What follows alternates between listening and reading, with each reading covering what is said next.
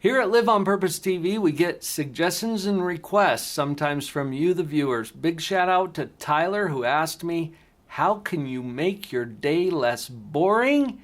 Tyler, I hope you're watching.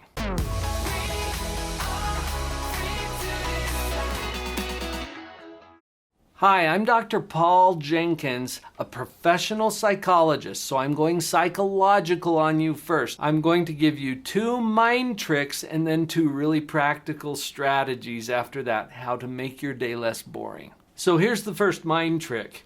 Notice that you're calling it boring. One of my colleagues shared with me, what we focus on, we feel. What we think about comes about. Your day will automatically become less boring when you stop calling it boring. Think about what other alternatives you have. Are there other adjectives you could use to describe your day?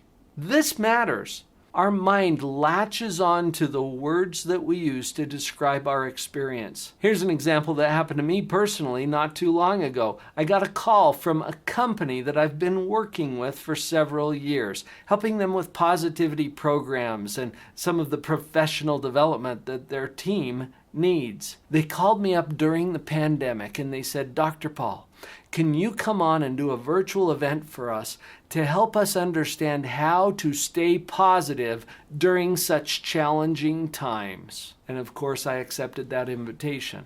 And the first thing that I wanted them to notice is that they were calling them challenging times.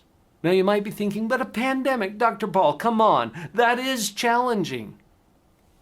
Is it? Compared to what?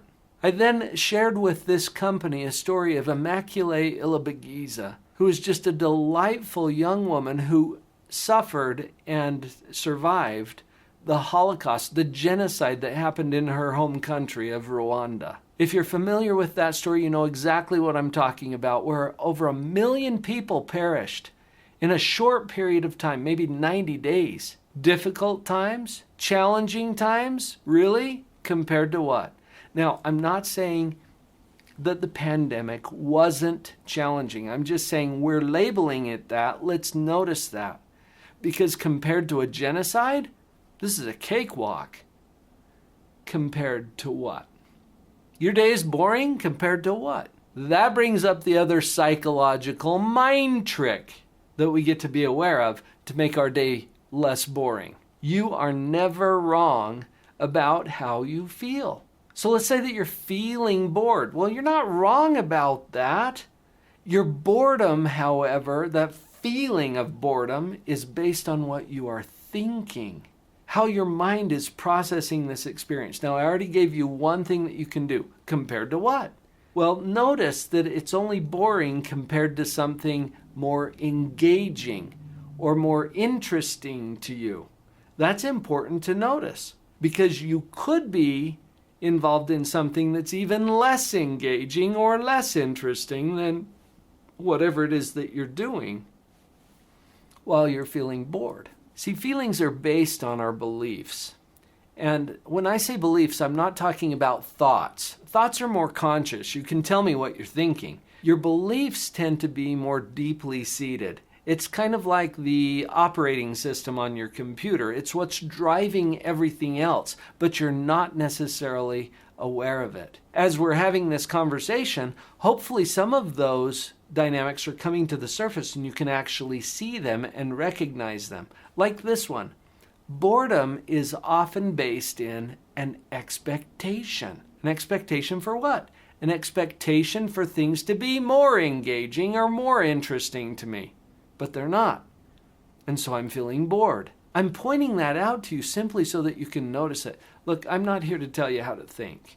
I don't have that kind of authority. I just want you to see that you are thinking, and that thinking is what's causing your feelings. When we get to that level of responsibility for our own psychological life, things start to change for us. I love the way Wayne Dyer put this. He said, when we change the way we look at things, the things we look at change. And you have some power to do this. Before we get into those practical strategies that will help our day to be less boring, take just a moment to hit that subscribe button. Would you do that for you? You're not doing it for me. Do it for you so that you can stay on top of this and learn how to operate the equipment of your own mind a little better. Let's get practical. Enough with the psychology behind all of this. I kind of geek out on that sometimes, and I'll share more with you later. But let's get to the practicality of this thing so that your day can get better right now, so that you don't have to experience this boredom. Here's what I want you to try. Make a list of 3 things that you are looking forward to. 3 things that you're looking forward to. Now we're going to break it down. The first thing on your list is something you're looking forward to in the next 2 hours. I don't even know what time it is for you right now. Whatever time it is, it's that time. What are you looking forward to in the next 2 hours? So look at the clock and figure that out. It might be as simple as, I get to take a break for lunch, or I'm going to go to sleep. Well, are you looking forward to those things? And if you are, that counts. Put it on your list. So the first one, within 2 hours. The next one, within 24 hours. So look at what time it is right now. By this time tomorrow, what are you looking forward to in that time frame? Think about your schedule. Think about what's coming up. What are you looking forward to? That's the key right there, within 24 hours. And then I want you to put the third thing on your list is within 3 days. In the next 3 days, what am I looking forward to? Again, the wording is looking forward to, because boredom does not hold up in the face of anticipation. This is one way you can bust the boredom right now, right here today. Make your list. 2 hours, 24 hours, and 3 days. What are you looking forward to? Give it a try. Let's see what happens. In fact, go to the comments and share what you experience with this so that other viewers of this video can see how it's working for you. Try it out. Now here's our next practical strategy. Do something new. Something new, completely different from your normal routine. See, boredom sometimes is perpetuated because much of life tends to be very routine. We get up, we do a few predictable things to get ready for our day. We go off to work or to school or wherever we go. We do the same thing there every day. Then we come home and we relax a little bit, or we do a few things around the house, and then we go back to sleep and rinse and repeat the next day. And it tends to be very routine.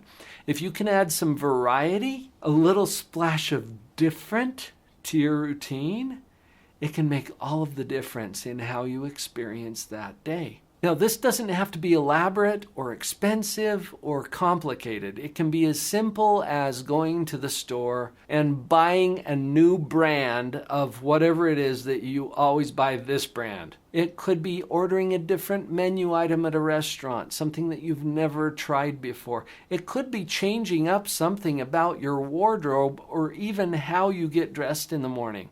What if you put the other leg in first when you're getting dressed? Is that going to freak you out a little bit? Or take your watch and move it from this side to that side. It's going to feel weird, but it's going to take away that boredom. You might choose on purpose to do something a little out of the ordinary with your socks. How you choose your socks. I do this. In fact, can we show them my socks?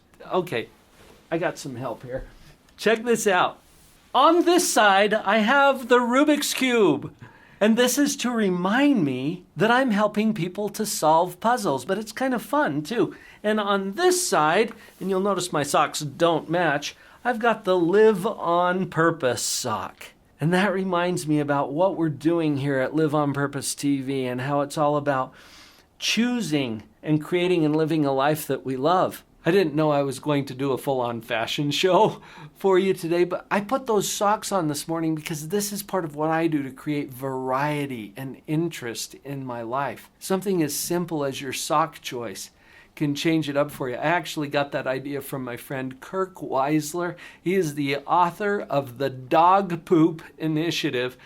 If you haven't read that book, go look it up right now. You're going to enjoy Kirk's story. And he showed me that simply changing our socks can increase our engagement and the level of joy that we get to experience in our life. You've got this. You've got a few ideas now to run with.